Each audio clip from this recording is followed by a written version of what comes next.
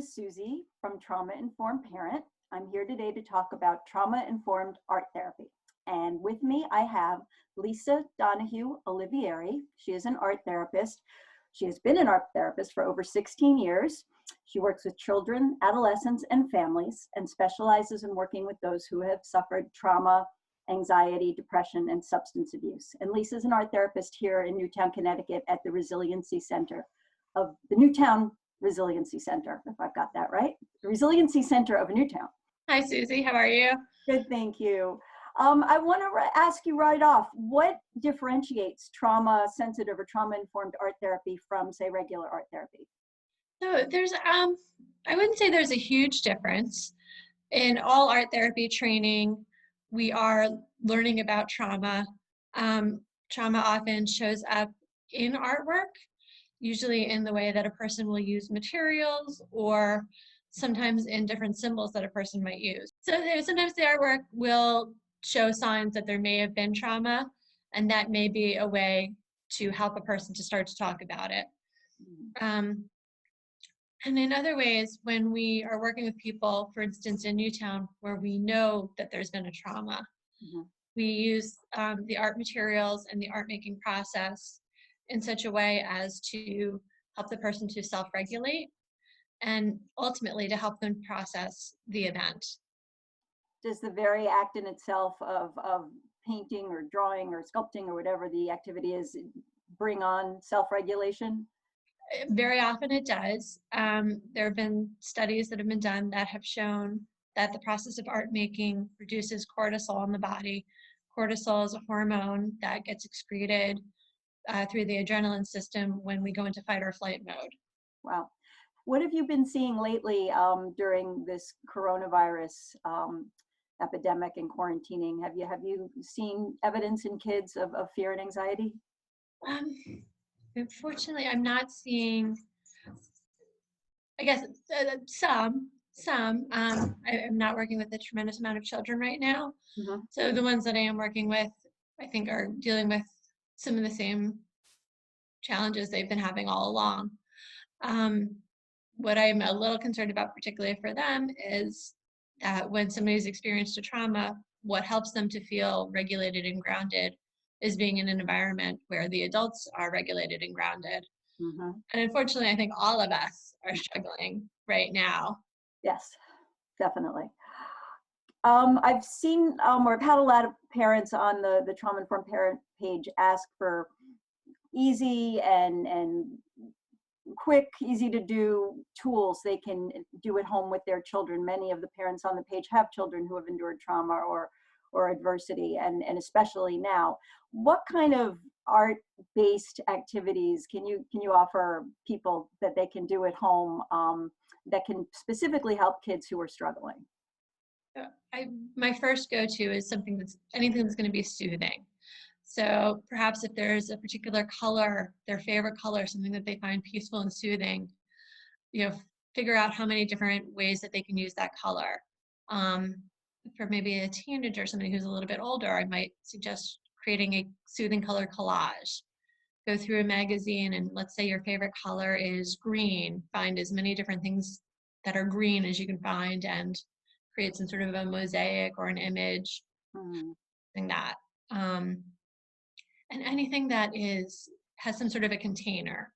And by that we mean, like, it could literally be taking a shoebox and filling it with things that create a sense of security and safety. And I realize that that's going to be very different for each person.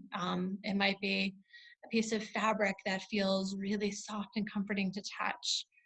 It might be maybe a river rock, something that you can hold. So there may be something tactile in there, something visual. I often encourage people to, choose things that represent their different five senses that bring about a sense of safety and comfort. Wow, what have you sometimes seen people choose for that? Oh gosh, so many different things. Fortunately, when I'm working at the Resiliency Center and have access to all my materials, we've got some really great fabric scraps, so people will sometimes go for that. sometimes people will pick, if they're maybe outdoorsy, they'll find like a rock or a piece of wood or a seashell. Often Hmm. nature items, but not always. And sometimes kids, particularly, kids who maybe are school age, elementary or younger, often they'll have maybe like a special like stuffed animal or something like that. I've had parents who have gotten like the miniature ones that clip onto a backpack, Hmm. and then you kind of maybe would create a self-soothing box. So that could go in your box, and when you're having a moment, you go into your box and you find something that's going to help you feel a little safer. I love the idea of a container because people feel so out of control right now, and it's so metaphorical to just a self-soothing box.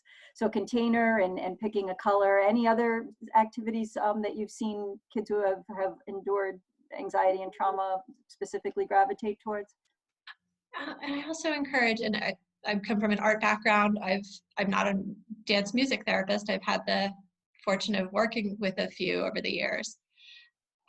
Movement can be so helpful. Mm. Um, so when we have days where it's sunny and maybe if we're fortunate enough that we have a safe yard or a neighborhood that we can walk around, or even if we're inside, playing some music and shaking it out can help a lot. Wow, that's interesting. That's the movement seems to cross all the paradigms. It's art therapy, music therapy, play therapy. It's still, a lot comes down to movement. If a parent or caregiver is looking for an art therapist for their child, and they want the art therapist to be trauma informed, what should they look for in a person? So How do you know it's the right fit? yeah, I think with any kind of therapy, there's a couple things that you can do to determine if it's the right fit. Um, Always call, interview anybody that you are considering to be a potential therapist for your family, for your child. You want to feel like they understand what you and your child are experiencing, Hmm. and feel like if you have questions, they'll be able to answer them. Now, they will probably explain that in terms of what your child shares in therapy session, will probably be kept confidential, as long as your child's safety is not in question. Hmm. Um, but then in terms of looking for somebody who is trauma informed, if you are able to describe some of your child's symptoms and that person is able to offer some, sort of short, easy to use solutions that you might be able to do in the moment, Hmm. I think that's a pretty good sign. Mhm. Nice. You mentioned earlier that adults are struggling in a big way, and that is so true. Um, Before we go, I'm just wondering, are there any um, art activities you can recommend for parents and caregivers to help them regulate themselves during this time? um, I sometimes similar things actually. Having a box of objects that can be soothing for you. Um, for teenagers or adults, it could really be creating some kind of a drawing, and instead of having a container, perhaps creating a frame around it. Hmm. Um, I think sometimes as adults, especially if we maybe at some point had a negative art class experience, there can be a lot of anxiety about art making. Yes. And so often I see that. Um, and giving yourself permission to let it be ugly, let it be messy, um, let go of the judgment can Hmm. be so important. Um, and similar to like, if a child maybe needs to move, if you really hate it, or if you've maybe used your artwork to express all the things that are stressing you out and upsetting you, a way of incorporating movement is to tear it up into little tiny pieces. Hmm. Uh, One thing I love to do when people are really upset or angry, we write it all out, we scribble it all out, we tear it up, we turn it into confetti, and then we stomp on it and dance on it a little.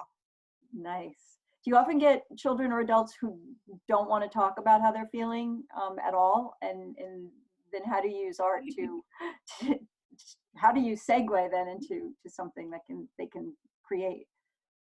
So we often think of art as sort of the being like a pre-verbal language.